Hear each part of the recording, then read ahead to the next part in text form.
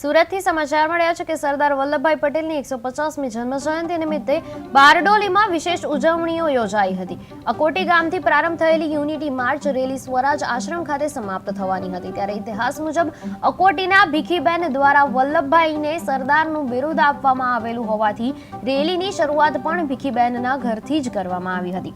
કાર્યક્રમમાં ધારાસભ્ય ઈશ્વર પરમાર, આગેવાનો, શાળાના બાળકો અને વિદ્યાર્થીઓએ ઉત્સાહભેર ભાગ લીધો હતો।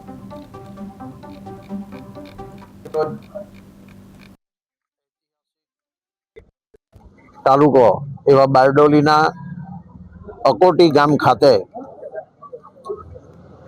સ્વર્ગસ્થ ભીખીબેન પટેલ કે જેઓએ 1928ના બારડોલી સત્યાગ્રહના સમયે વલ્લભભાઈ પટેલને તમે તો અમારા સરદાર છો કહીને એમને સંબોધ્યા હતા। ત્યારથી જ વલ્લભભાઈ પટેલને સમગ્ર વિશ્વ સરદારના હુલામણા નામથી ઓળખતા થયા।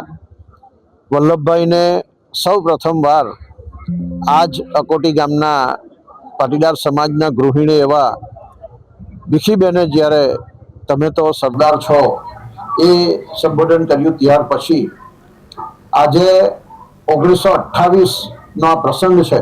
આજરોજ